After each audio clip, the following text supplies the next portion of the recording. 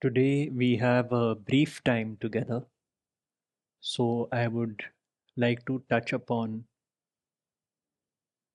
a specific topic which is right in front of us as a nation today and how it correlates with our own lives.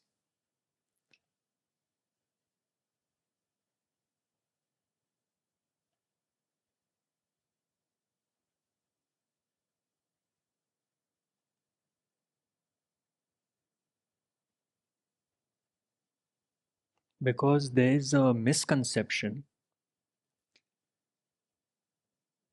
that those on the spiritual path, on the spiritual journey, should be passive, be at peace all the time, not harm another, and so on and so forth. So, certain misunderstandings have arisen because of this. And we should not forget that our primary source of inspiration is the Bhagavad Gita, the entire setting of which is the battlefield,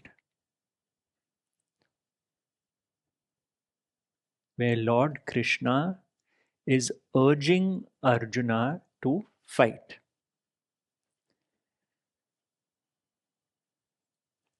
So, how do we understand this? Those who are drawn to peace, who are of a peaceful nature, who want to know more about life than the material and mundane world, how does all this connect? And it's really quite simple. You see, if we go to the statement of the revered sage Ramana Maharshi, he said, the purpose of life is to realize the self. What has that got to do with war? The purpose of life is to realize the self. In simpler words, when my spiritual teacher was asked, please make it simpler, he said the purpose of life is to let life flow in peace and harmony. In very simple words.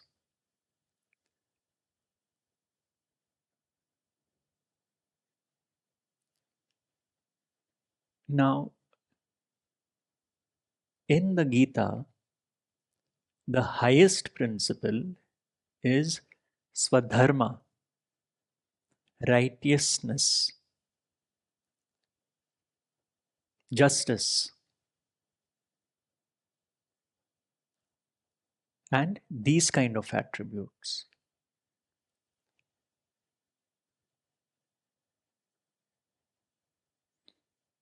Now, when we look at war and peace,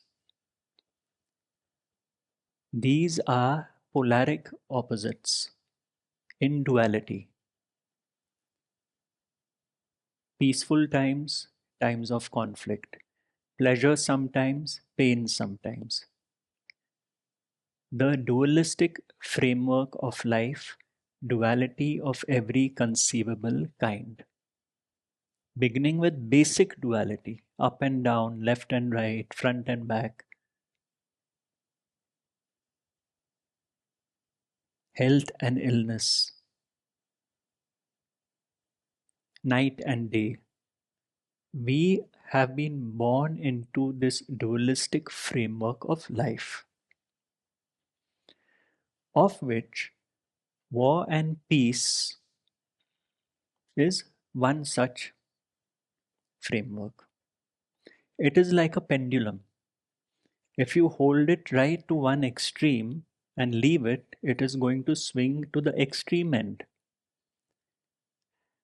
So, an extreme situation has already produced its counterpart. That is why we have seen in Indian mythology, every time things go wrong, an avatar of Vishnu comes to balance the polarity. That is the nature of the cycle of duality. So, what has happened in this instance, where there has been extreme provocation, as a culture, as a society, one would say that the land of India, Bharat, has seen oppression over centuries. That is what has happened. And a point in time has been reached where there has been a collective frustration at what has happened in Pahalgam, and it has manifested as a response. This is what is going on.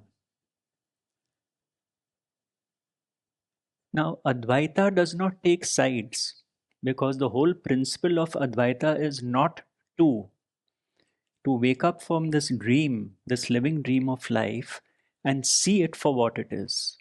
So there is no right or wrong as far as Advaita is concerned. Advaita is the teaching of Advaita is exposing the game to you.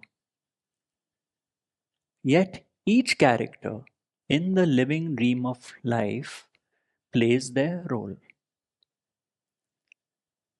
That is where the dharma comes in. That is precisely what happens. But when we talk about realizing the self, what are the qualities of the self? Because the self is one source consciousness, one self. Can the quality of the self be hatred?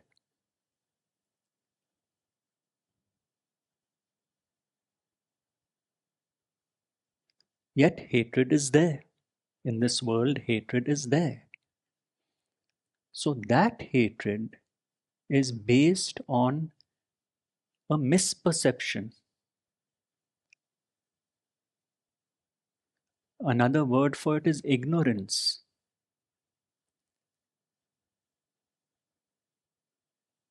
It is there.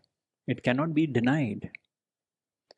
But we could say that the quality of the realized self is peace, silence, stillness. In manifestation, this is how the realized self will reflect. Conflict takes two, something to be against.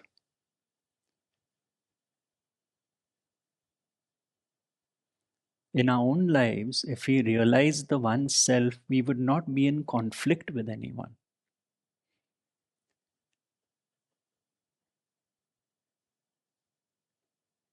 So, peace, which is the opposite of war, while it is in the dualistic framework, the sages of India, the rishis, who were driving the entire spiritual inquiry towards the one self, for the upliftment of consciousness, so to speak, knew that a reflection of that self is peace and harmony, not war and destruction.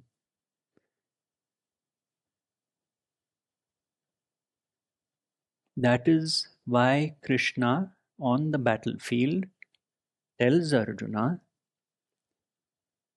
we are in the midst of battle, and your duty, which has been designed by me, your nature, your conditioning, everything has been gifted to you for a purpose, and therefore fulfill your duty.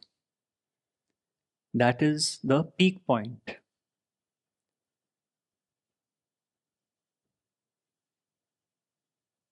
Now, in our own lives, we have to ask ourselves, what are we at war with? And whom are we at war with? We are at war with people we don't get along with. If we see in our own lives, whether in our own homes, in our offices, in our schools, colleges, there are people we dislike because they have tried to harm us in thought, word, deed. We are at war with them. We are at war with them because we feel they are acting independently of the one self. And so, this conflict within us, this war which we are waging on an individual level, disturbs our peace. It is our own peace which is getting disturbed.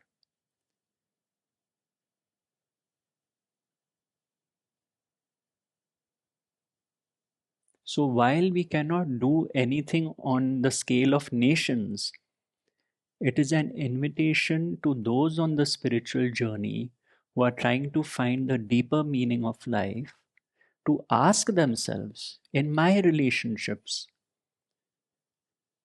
whenever there is disharmony, it is actually a gift for me to look at what is arising within my own self. Whenever I have an argument with someone, whenever I use harsh words with someone, or if harsh words are used against me, it is a test, it is an opportunity.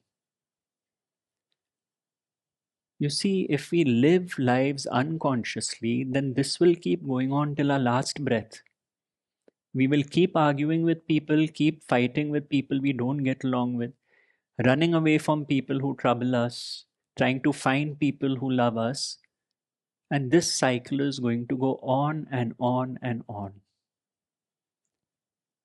And then a teaching comes, or master, in order to cut this unconscious perpetuating of suffering, as the Buddha called it. How long is this going to go on? Imagine your whole life, till your last breath, you are concerned with protecting yourself, your views, your opinions, your judgments, because you hold them so precious. And so you're willing to wage wars with others who have a different point of view. That is what is happening at a personal level. This space, this body, has become a battlefield because any thought of condemnation, blame, ill will, conflict, strife, jealousy, envy, and so on is arising within my consciousness. It is my war.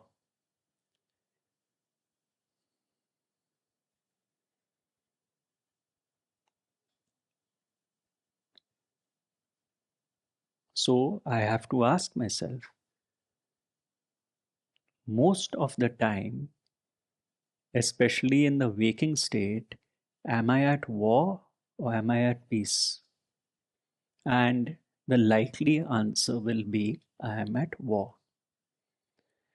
I am at peace in the deep sleep state. Look at God's grace that 1/3 of my life I am given the gift of deep sleep, which basically means 1/3 of my life I am absent because I don't know that I exist in deep sleep. And that is when I'm most peaceful because everyone who wakes up from deep sleep says, I slept very well, which has proved to me that the deepest peace I have experienced is my absence. It is a cosmic joke. The deepest peace I have experienced is my absence. When there was nobody to be troubled, nobody to be pushing the other back, thrusting my view upon the other, and so on and so forth, I am most at peace. The sage, in realizing this, has brought that peace into the waking state.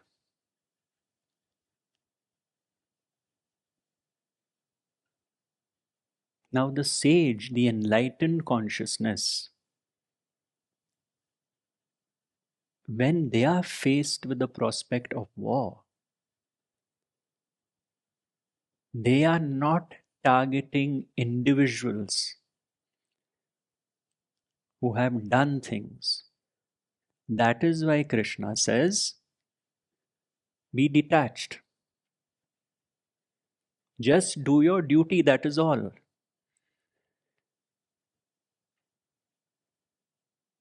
So, what is happening is, on the battlefield, instead of reacting, one is responding. Because when you have the drishti, when you see that all is one, you have no longer hatred directed at individuals. You see everyone as an instrument through whom a happening has happened. And yet you must do your duty too. So it becomes, in a sense, an impersonal battle.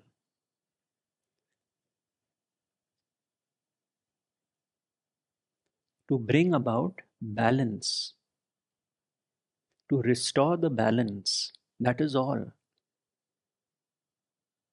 It is not a battle, the foundation of which is I hate you for what you did. In a simple girlfriend boyfriend relationship, husband wife relationship, you will find this flip flop. One day it's beautiful, roses, bright sunshine, birds chirping, and the next day it's the opposite, because he or she said something which really triggered you. And you say, bloody hell, why did I even get into this relationship? You see how fickle it is, how transient. And if we want to fight battles, we will have enough battles to fight till our last breath.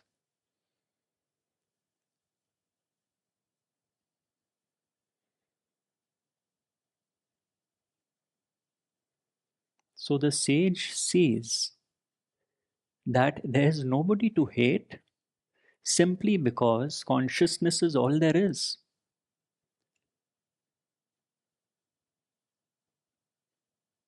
If consciousness is all there is no force apart from me.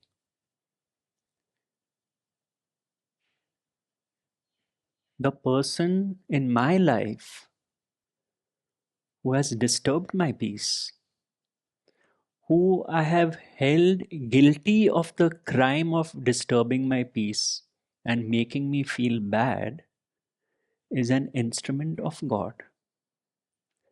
Shaped a certain way, designed a certain way, given a set of life experiences which make them say things which they say. In this case, what they said hurt me because I was meant to be hurt.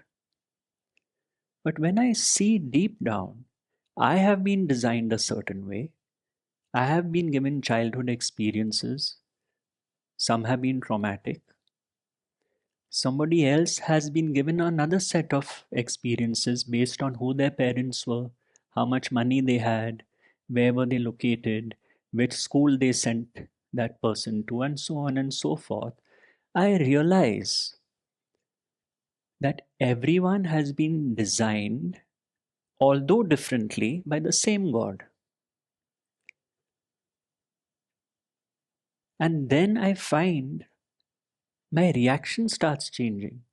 If that same person says something which again triggers me, compassion might arise. My God, for you to say such words, how much you must have suffered. Otherwise, you would not even choose to say such things.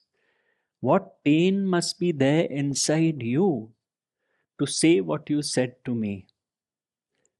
Earlier, I was not open to this perspective. I was so invested in myself. How dare he say this to me? How dare she do this to me? I'm protecting myself. Built up the wall, pushing back. Now I see, my God, this is really a play that is happening. This person is saying things because it is their blueprint. Just like I have my own blueprint. In this case, there is strife and hurt. Now, does it mean I have to give hurt back? You hurt me, so I hurt you. Or does it mean if I'm on the spiritual journey to contemplate, introspect what is going on here? And once I have seen this design of life, I can then choose on how to express my views. That is called a response. A reaction is a knee-jerk reaction, unconscious. It's very easy to find what triggers a person. And someone close to that person knows it the best. So they'll keep triggering because they get a reaction. It sustains itself. So I poke, you react. I poke, you react. Because I know I have control over you. So I'll poke you there because I know you react from that poke. This is how the ego plays the drama of a relationship. What happens if the person who pokes you does not get a response? He or she will soon, by and by, lose interest in poking. Because that control mechanism is now failing.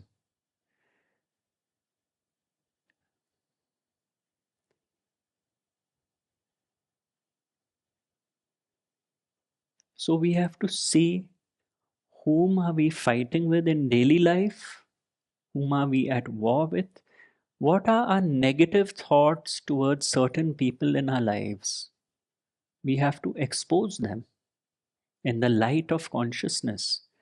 Why have we been carrying this negative dialogue in our minds about someone, especially those who have harmed us?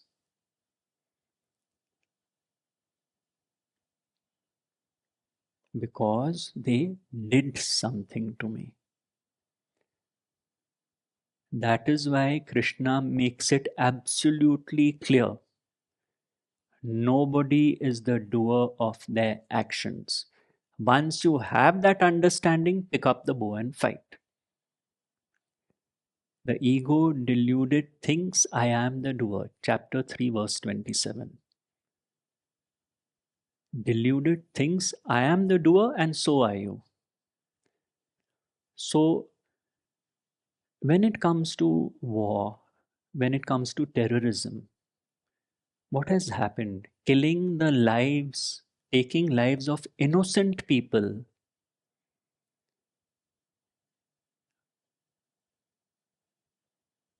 It means somebody feels I have the power to take their life. That is the greatest misunderstanding. That is why my teacher would say a murder, and most murders are pre-decided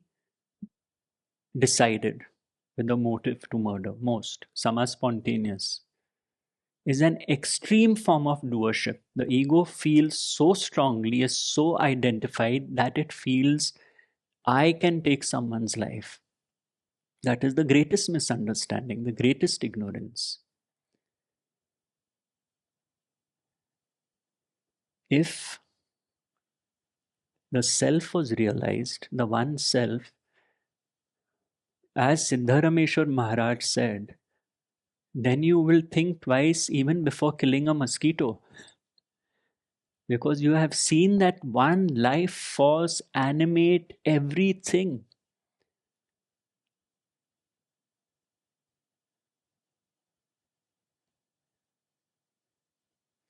So the greatest misperception is when we kill innocent people.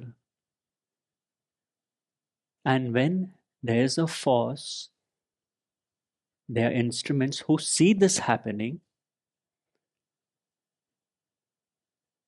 at some point they will step up. Why? As I said earlier, the balance has to be maintained. It does not mean I don't do what I have come here to do. But now I know I am only doing the job I have been assigned. That is why Ramana Maharshi said we must have this awareness that we are only playing out a role assigned to us by a higher power. That is all. We are not doing things to people.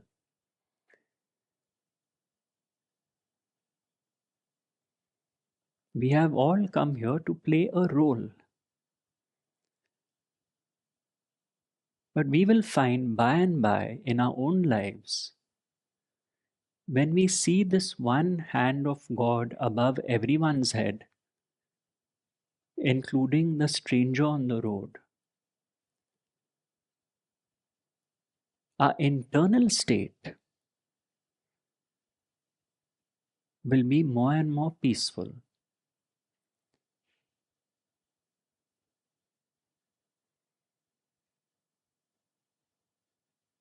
Because our minds, our agitated minds, which are at war with others or with ourselves, is dying down. Why is it dying down? Because as Ramana Maharshi said, there are no others. I'm just seeing the play of consciousness exposing itself to me. So I am losing my reactivity to people, towards people. Less and less reactive, more and more responsive.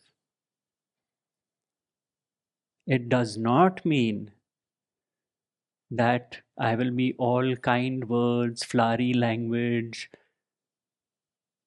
It does not mean that. There is this misconception that India's sages were so kind, so sweet, so loving. Sai Baba of Shirdi had a temper and had a foul mouth. People get shocked. Please go and read. So these are misconceptions. The main thing is the person on the spiritual journey is concerned with the heart of the matter. What is the heart of the matter? It literally means that this is matter, flesh is matter, this is matter, the room is matter. And what is the heart of the matter? What is at the heart of it? And that heart, which is called Vishal Hriday, large heart, is the heart of consciousness, the heart of conscious awareness.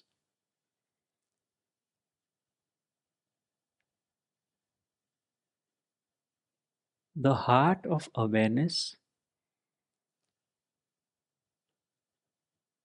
which you operate from, so that tomorrow, whoever you meet, you may meet a friend who you're not very fond of because you have other closer friends. But if that friend wants to meet you, you are available for them. You know that you are not as fond of them as someone else, but you are fully open and available for that person because you have kept your judgments aside and you have seen this is an equal expression of the divine. So in your mind, you're not thinking, oh, I'm wasting my time. Why am I doing this? I wish I was not here. Would you dare do that if God sat in front of you? Can you see how absurd this whole thing is? If you lived the realization that everyone is an expression of God, wouldn't you be fully present for that person?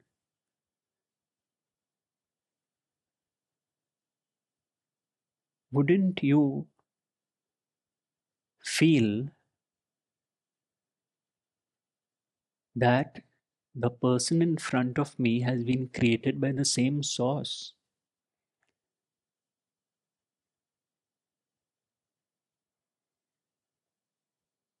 Yes, in life, in the manifest world, I am designed a certain way.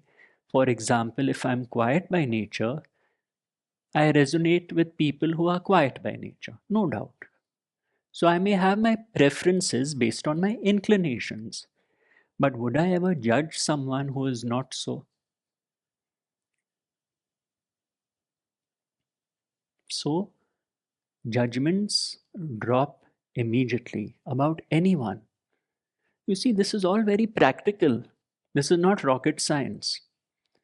This is not about wearing orange robes, becoming an ascetic, going to Rishikesh, living in a cave.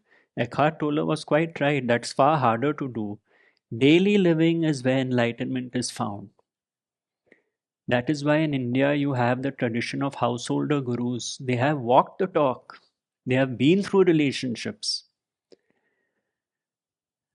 That is why in ancient days, not just in India, around the world, you had kings, not as part of a royal bloodline. They were enlightened kings. And because they were enlightened, they were crowned. That crown is the crown, Sahasrar Chakra, the thousand petal lotus is the crown. That became the symbol of the king. Today it is a piece of metal. There's a science behind this all. Why do we enter temples, whether in India or in France, the cathedrals, and the bell is on top? Sahasrar Chakra, the bell of consciousness. Why are you doing ting ting? Raising consciousness. Where? Above the mind. That is the aspiration. So you see, everything is the opposite of what you think it is. And that is why we have been given buddhi. That is why some people are drawn to the path of Gyan Yoga, understanding. I've been given a mind, let me use it to see what's behind this illusion of separation. It's that is why the human birth is so cherished. If you would go to the Gurukuls, they would tell you your first gratitude and gratefulness to God is to have given you this human birth. Why? Because the human being is the only species which is aware. I am aware that I am, I exist. Now imagine you have been given this gift and you live a life of misery and suffering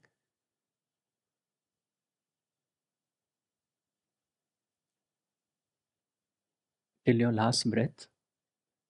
Wouldn't it be a wasted gift?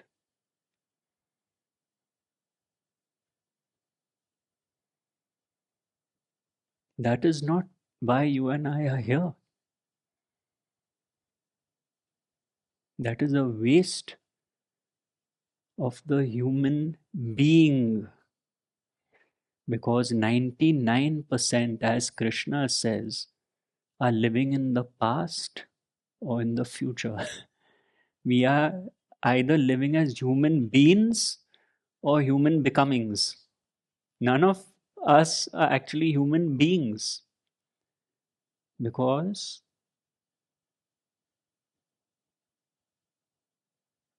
whatever we see is based on what we saw in the past.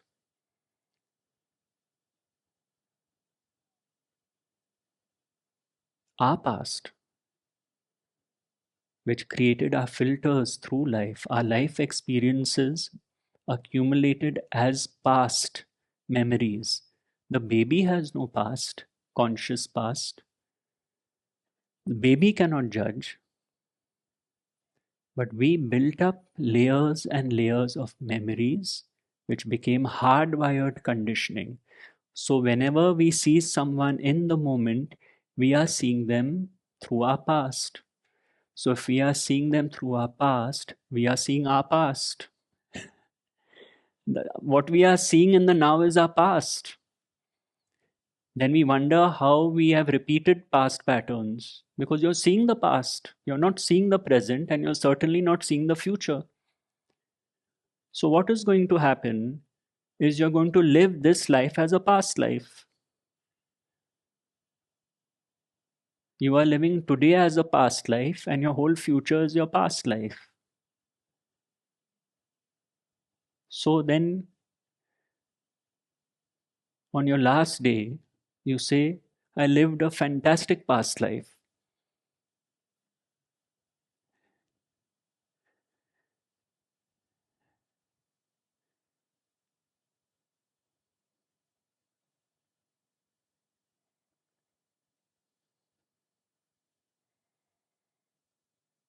So, coming back to where we began from,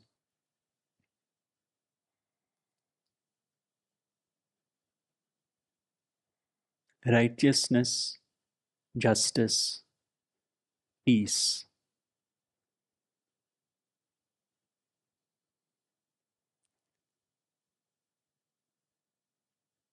These are reflections of the quality of the oneself. War, conflict is the ego and its identifications. The error, as Joel Goldsmith says, disturbance, noise, friction due to misunderstanding. So there is war, there is peace, and then there is what the Buddha referred to as sukha, shanti, true peace. The peace which has transcended the duality of war and peace, realizing the self.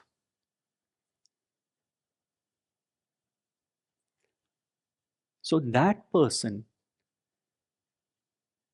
they have realized in daily living, it is as if wherever they go, they are stepping into a hall of mirrors.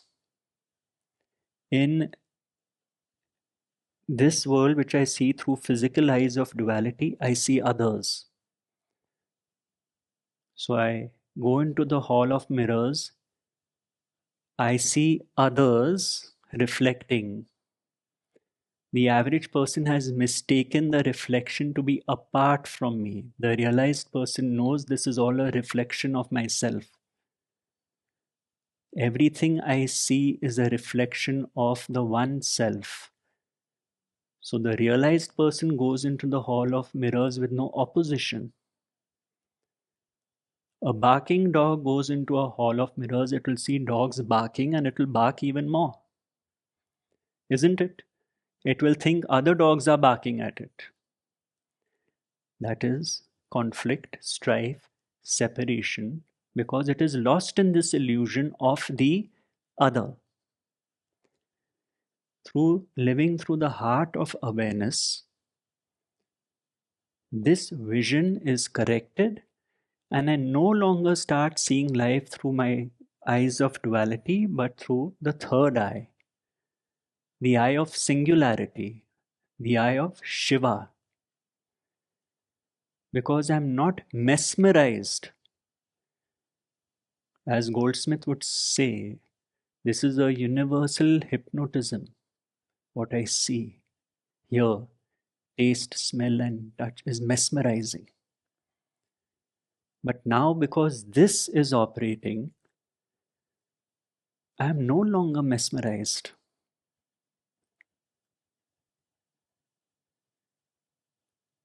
This, if thine eye be single, thy whole body will be full of light. in the Bible. If thine eye be single, thine whole body will be full of light, is the light of consciousness.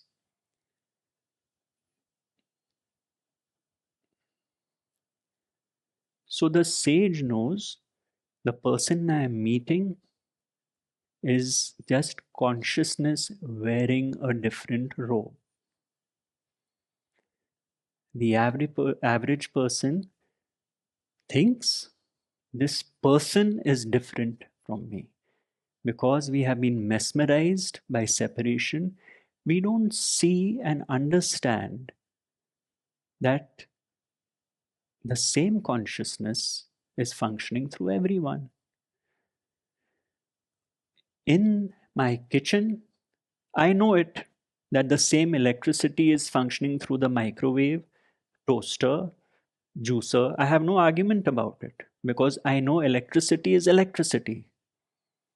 And I also know that the juicer produces juice because it's designed to. Do I expect the juicer to make a toast? But in my life, I want people to be different from what they are, different from the way they have been designed by God. Then I start telling them, you should be like this, you should be like that. Who the hell are you? Have you asked yourself, who the hell are you?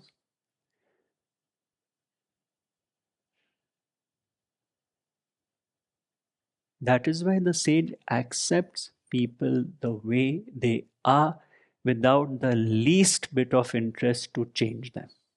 He leaves that to God. Wanting to change someone is a form of violence. Because, firstly, you think you know better than God. And you don't realize you wanting to change someone is based on your limited perspective, your conditioning, your filters. Isn't it absurd? It is a gross misperception of life to want to change someone and to tell them how to behave. These are subtle acts of violence we commit. And we are concerned with ourselves. Some of us are designed to do things in a big way, impact many lives, go on to the national scene, world scene. Some of us are not designed that way. So we walk where our feet take us and we stand where our feet are. What can I do in this situation? That is all.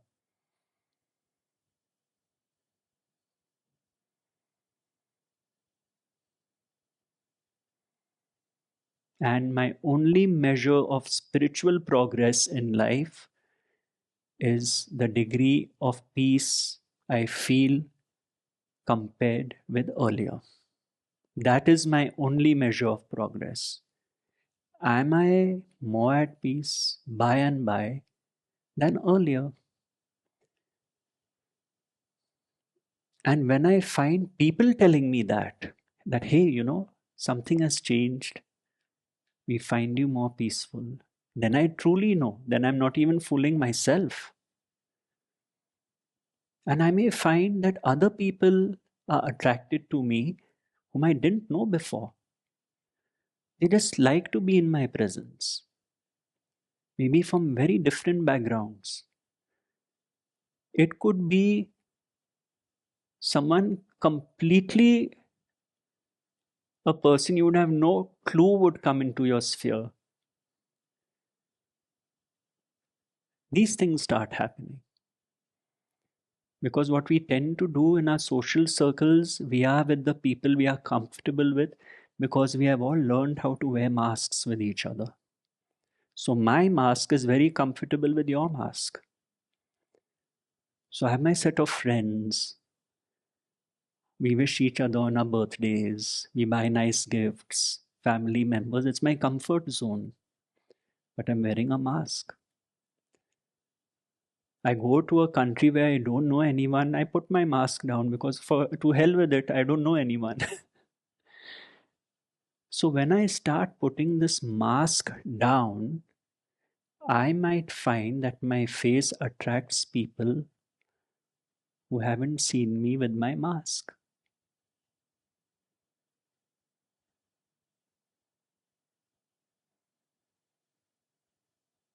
You see?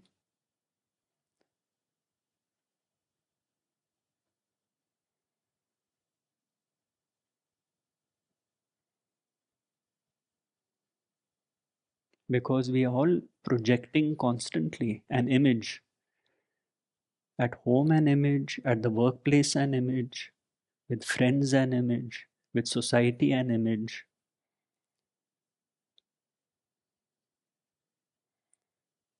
We want to be approved, we want to be loved, we want to be accepted.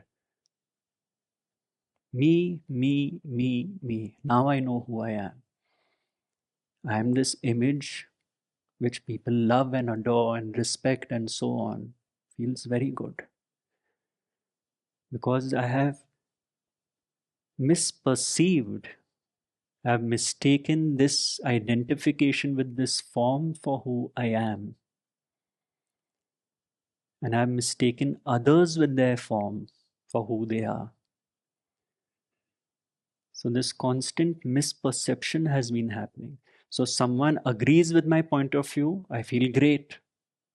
Someone disagrees, I feel diminished. And so I will keep that person who has disagreed with me away because he has diminished my sense of self by disagreeing with me. The one who agrees with, this is my friend. And therefore, the people who disagree with you they love you more because they are giving you a chance to see through this. Everyone who is diminishing you is your teacher. It does not mean you have to suffer a relationship, of course. Just as Krishna says, you got to decide. Because now you know nobody is the doer. I can choose whether to express myself, whether to walk away, whatever it may be. All options are available. I'm free to choose because now I am operating with the understanding, not with the misunderstanding. You see, that is what happens.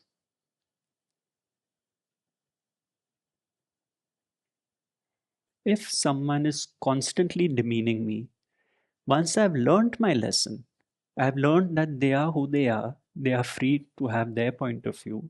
My lesson is learned. Now I can ask myself, do I need to meet this person again or not? And I may find I don't need to, and I wish them well. In my own heart, I don't have to tell them I wish you well. I just say, may God give you the strength to deal with the challenges you will find coming your way. Because we are all going to face challenges. This is life. And peace be with you. Earlier, I would move away in offense, in hatred, shunning the other way. Now that is not happening. Yet I'm moving away.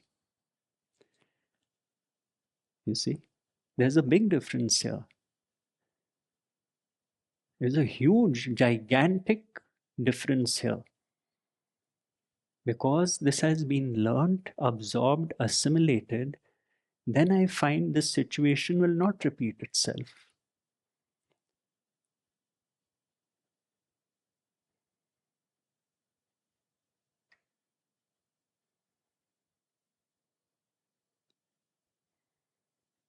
So the heart of awareness, the heart of consciousness, the one heart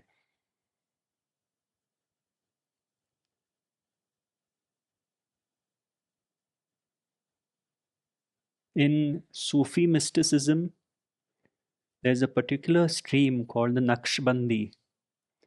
There are different streams, silsilas.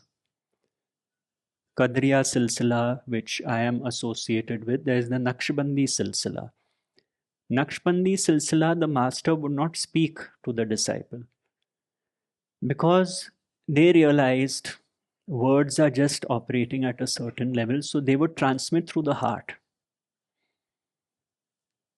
Ramana Maharshi, the great sage, was mostly found sitting in silence.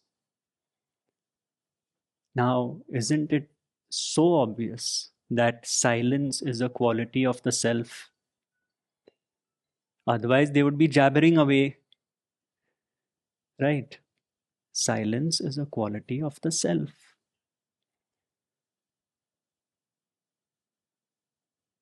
So, these qualities,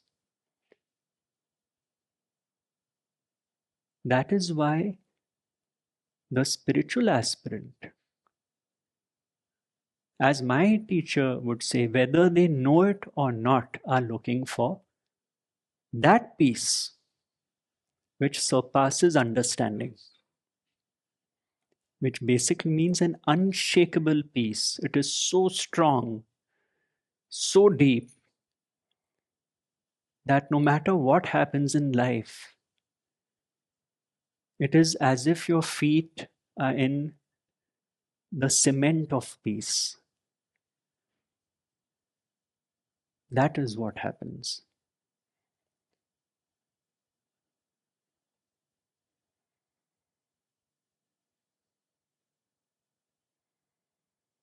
And that is when Joel Goldsmith says, wherever you go, whether it is into a bus, restaurant, airport, your presence becomes a benediction to all because you're going in peace. It becomes a blessing because your mind is at peace, your being is at peace.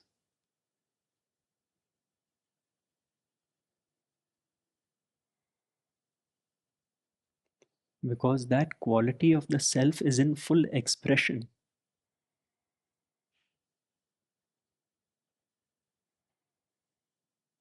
And therefore, even when you have to fight dharma, it is done with peace.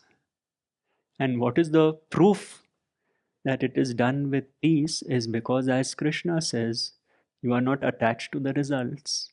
You are not attached to the results because you know thy will be done.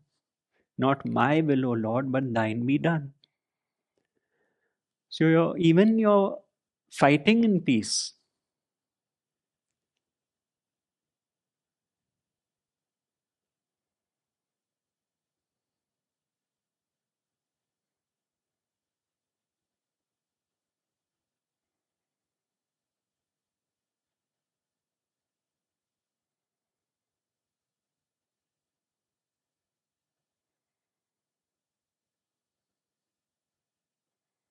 And everyone has come and had come to play their role.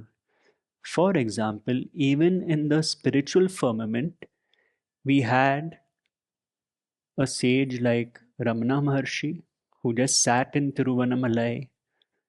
Then we had a freedom fighter like Sri Aurobindo, whose job was freedom fighter, realized master. So everyone has come with an assigned role, and that is their dharma. It includes war and peace. That is called mastery.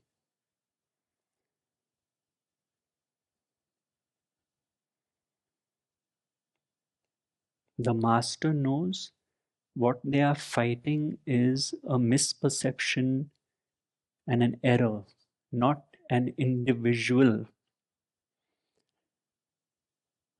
I'm repeating this point.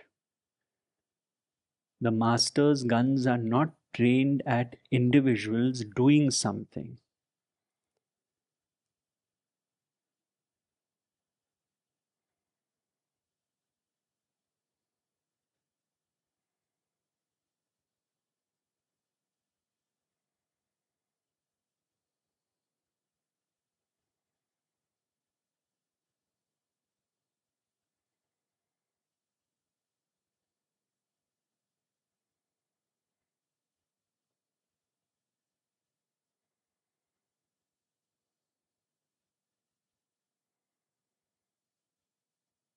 And that is why there's a story about the Gita that at the end, Arjuna says, "Oh, when I shot my arrows, that chariot was going so many feet back every time I shot the arrow, but mine was quite sthir." And Krishna quietly gets off Arjuna's chariot and it falls apart. And he says it was sthir because I was on it. You see how doership comes from so many angles.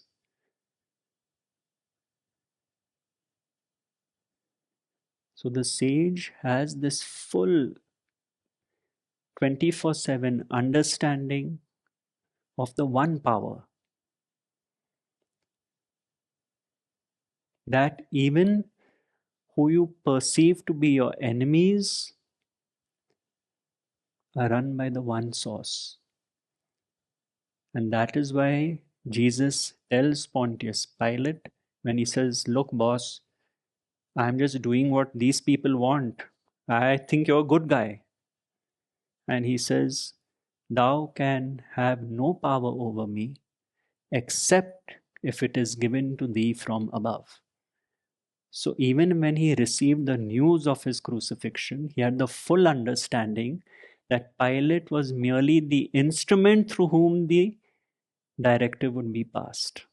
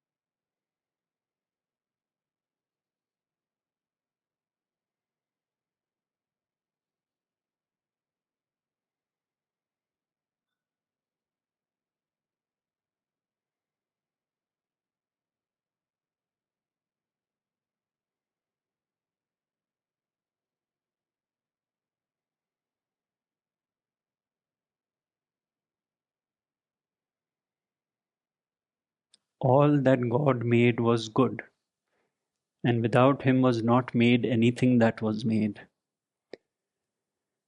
Then who made all this evil in the world? If all that God made was good, it is the egoic mind, lost in the divine hypnosis, mesmerized by the show.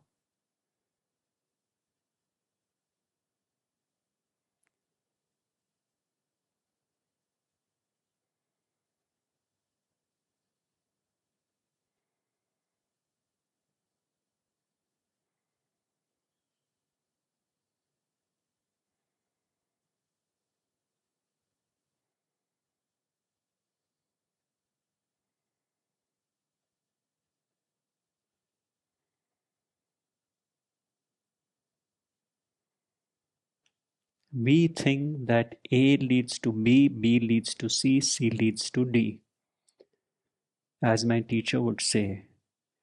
But the law of cause and effect is an arrow double pointed. For D to happen, C had to happen. For C to happen, B had to happen. For B to happen, A had to happen.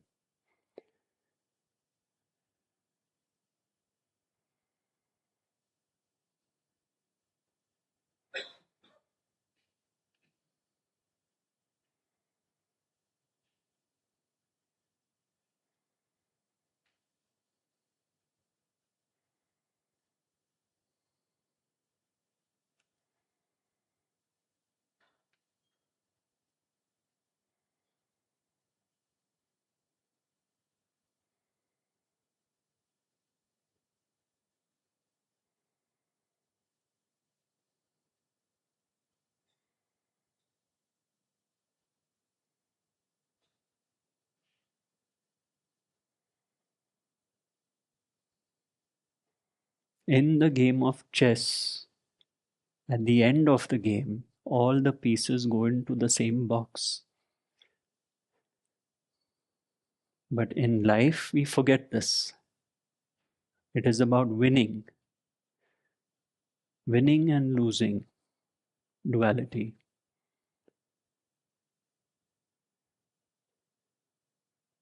But we all go into the same box. And so, the enlightened being understands life is a living game of chess. Everyone has been assigned their role. The knight, the bishop, the pawn, the castle, the king, and the queen. On the chessboard of life, which is duality of black and white, both being moved by a higher power. Winning and losing, one side will win, one side will lose, duality of life.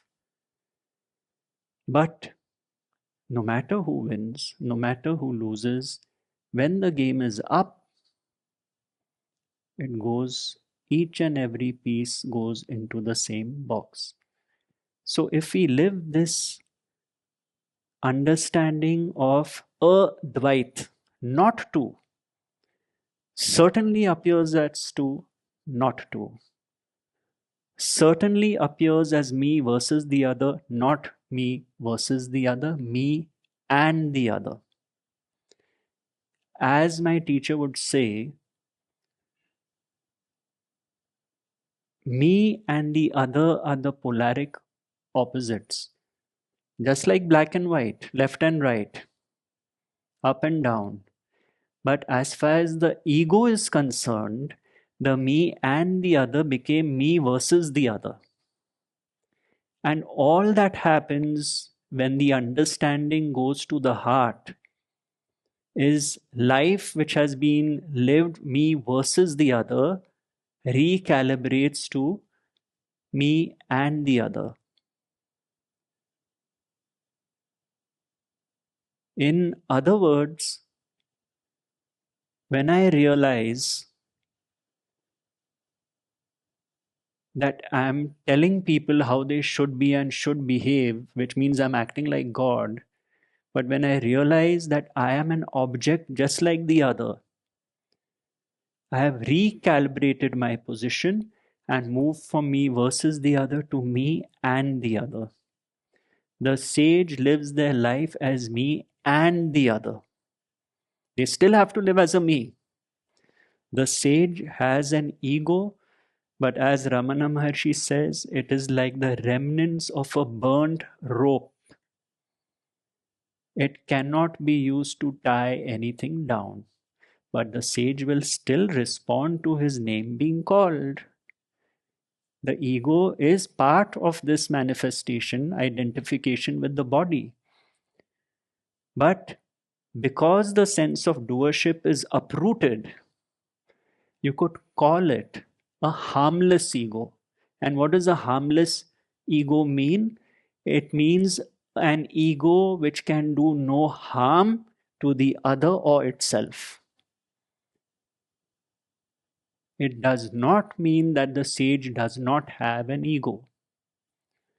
If you called any realized master by their name, they will respond, yes, what can I do for you? That is the ego, identification with name and form. But that ego has lost its cherished possession, which is doership.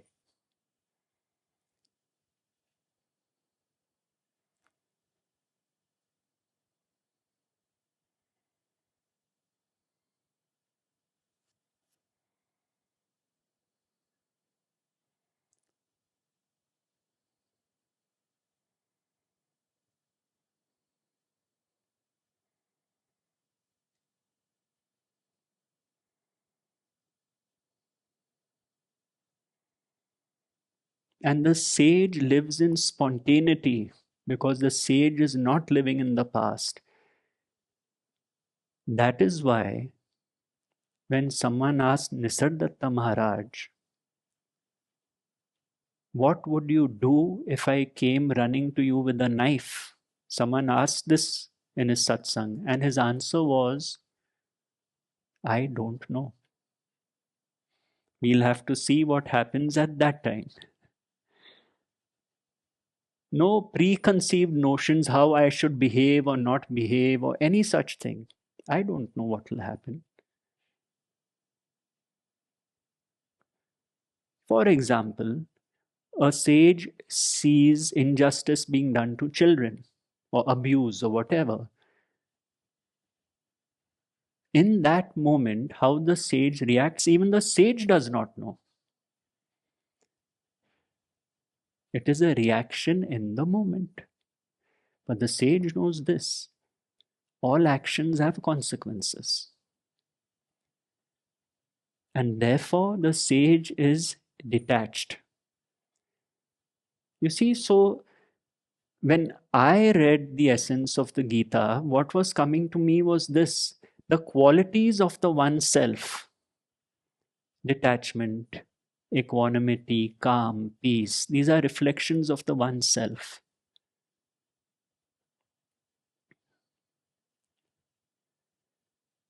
Someone asked a question on love and emotions before this talk began. And this is the topic for another day, another satsang. But one thing I would like to leave you all with is this word love. Not the love which is the opposite of hate and duality, because love turns into hate. But true love, a love which has no opposite.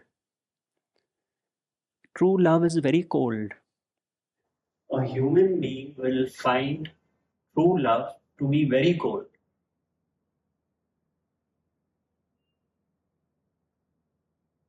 Why? See, Osho was quite right when he said the Buddha's love was perceived as a cold love. You see, because if you love everyone equally, if you have a total acceptance of everyone in your life for the way God created them, it becomes a cold love because it's no longer personal. Because the nature of consciousness is love, consciousness does not have to do love. The nature of consciousness is love. If I live this realization that all there is consciousness, including my boss at work who was responsible for me losing my job, including my friend in school who bullied me, when I realize that whatever I have experienced in life, whoever I have experienced in life, I now see that it is an expression of the one source consciousness because there is no other, then my nature by and by becomes a total acceptance of what is, a total acceptance of the will of God, a total acceptance of people for the way they have been designed by God, especially those who hurt me. but a total acceptance, then one could say that one is an expression of true love.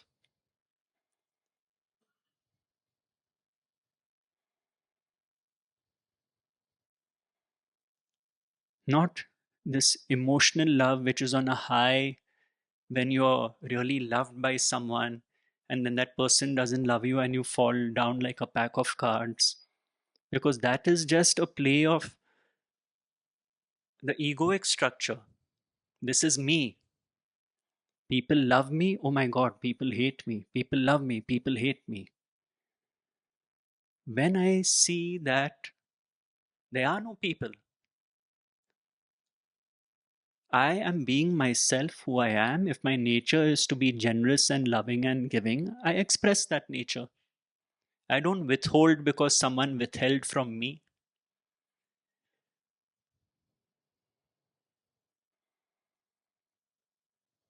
Then I am at peace.